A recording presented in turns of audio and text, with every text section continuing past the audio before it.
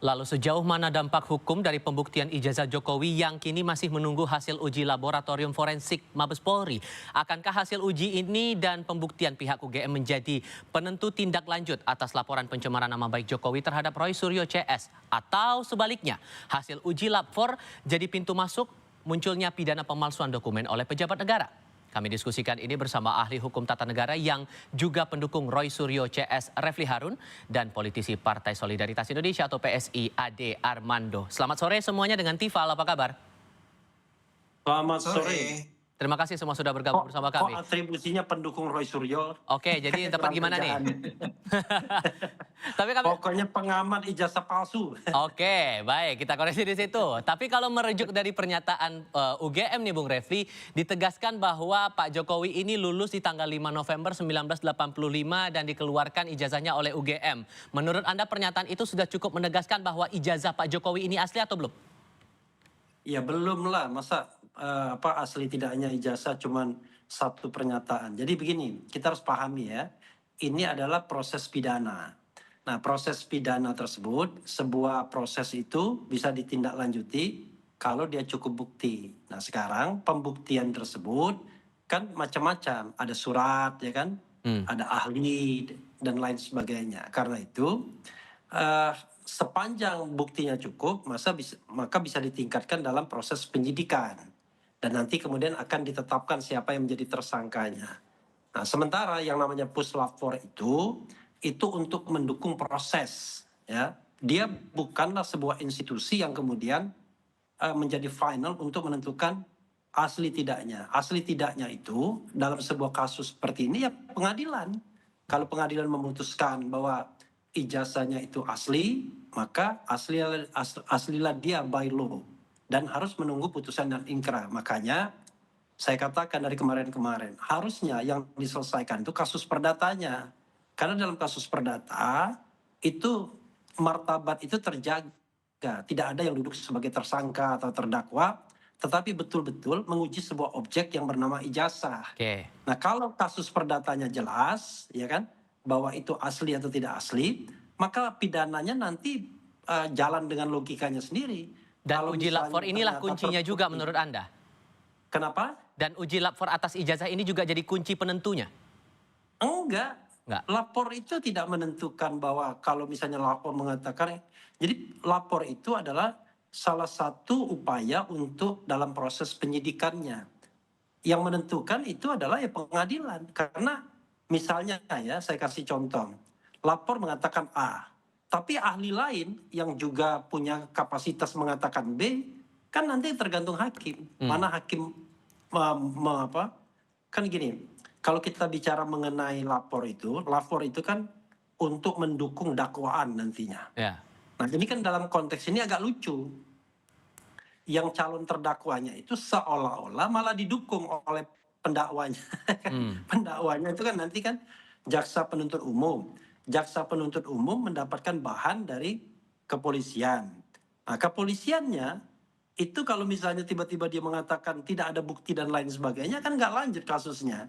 Karena itulah kemudian soal ijazahnya remains questionable, tetap menjadi pertanyaan. Makanya saya bilang, selesaikan dulu kasus perdatanya. Dari kasus perdata itu nanti akan ketahuan ijazahnya asli atau tidak. Tetap pada bagian itu. Tidak ada hukuman, ya kan? Karena baru bicara tentang pembuktian ijazah.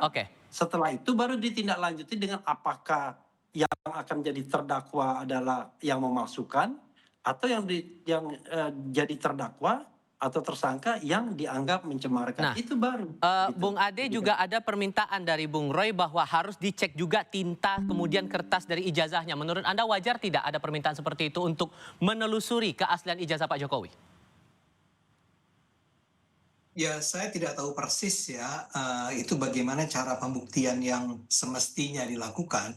Tapi saya rasa sih itu bukan sesuatu yang tidak mungkin dilakukan juga kan. Cuman kan kalau dalam kasus yang gugatan dari Pak Jokowi ini kan persoalan begini. Teman-teman itu menggugat, menuduh bahwa Pak Jokowi itu ijazahnya palsu. Dan ijazahnya palsu artinya sebetulnya dia tidak pernah lulus dari UGM S1-nya kan. Nah, itu yang harus dibuktikan oleh sebetulnya proses pengadilan ini. Nah, jadi yang tadi dikatakan adalah begini, sebetulnya sekarang sedang diperiksa nih si ijazah itu, ya. Selama ijazah itu belum bisa dinyatakan sebagai palsu atau tidak, sebenarnya proses gugatan terhadap mereka yang mencemarkan nama baik ini mungkin tidak akan bisa diselesaikan secara definitif, ya. Oke. Karena misalnya kita kan harus bertanya ini kepada, atau pengadilan harus bertanya kepada Pak Roy Suryo yang mengatakan bahwa ini ijazah palsu. Atas dasar apa Anda mengatakan bahwa ini ijazah palsu, kan? Hmm. Nah, untuk itu harus ada memang ijazah aslinya. Ijazah asli atau yang dinyatakan, kata Pak Roy Suryo, apa yang dikatakan oleh UGM itu bohong, dibilang ya. Hmm.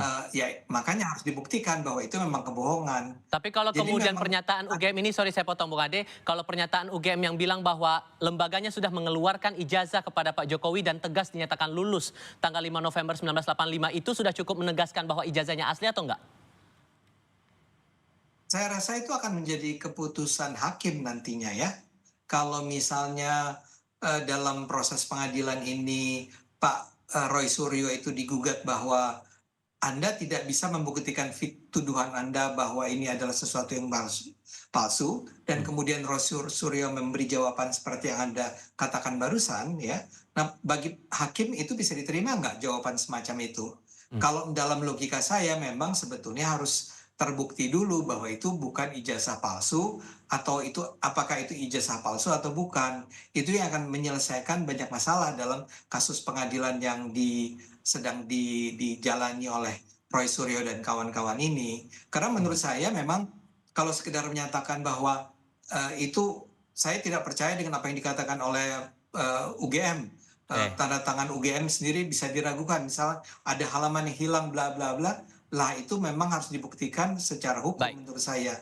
Dan Sekarang, cara pembuktiannya, oke. ya maaf. Oke, sekarang kita mencoba membaca kemungkinan-kemungkinannya sambil kita menunggu hasil uji lab 4-nya ini. Kalau kemungkinannya bahwa ijazah Pak Jokowi ini asli, maka kemungkinannya Pak Roy Suryo CS kena pencemaran nama baik. Nah, menurut Anda akan ada kemungkinan ke arah sana nggak, Bung Ade? Iya, jelas memang. Kalau sampai terbukti bahwa itu adalah sebuah ijazah asli, ya, Roy itu nggak bisa sekedar mengatakan bahwa, oh yang saya teliti adalah dokumen yang selama ini tersebar secara online yang di-upload oleh seorang warga dari, saya lupa tuh Mas Andi kalau nggak salah ya namanya ya, yang menyatakan bahwa dialah yang mengupload dokumen tersebut. Roy nggak bisa mengatakan bahwa yang dia analisis adalah dokumen tersebut. Karena tuduhan dia jelas bahwa sebetulnya Pak Jokowi itu tidak lulus dari UGM. Dan bukti bahwa dia tidak lulus dari UGM itu adalah bahwa ijazahnya tidak ada. Oke. Nah, kalau sekarang ternyata ijazahnya ada, terbukti benar, UGM sendiri menyatakan sudah tercatat sebagai mahasiswa yang sudah menyelesaikan kuliahnya di UGM, sudah diuji dan sudah lulus dari ujiannya, ya apalagi yang harus dipertahankan. Oke. Saya rasa ketika itulah Roy Suryo dan kawan-kawan itu, Dr. Tifa dan kawan-kawan harus bersiap-siap menghadapi kemungkinan mereka memang akan dinyatakan bersalah. Kalau kemudian jerat pidana pencemaran nama baik itu dikenakan kepada Roy Suryo CS, Bung Refli, apa mungkin celah hukum yang bisa dipakai oleh Roy Suryo CS untuk kemudian membuktikan bahwa mereka tidak bersalah? Tapi jawabnya nanti ya Mas, kita akan lanjutkan lagi di segmen berikutnya. Usai jeda berikut ini.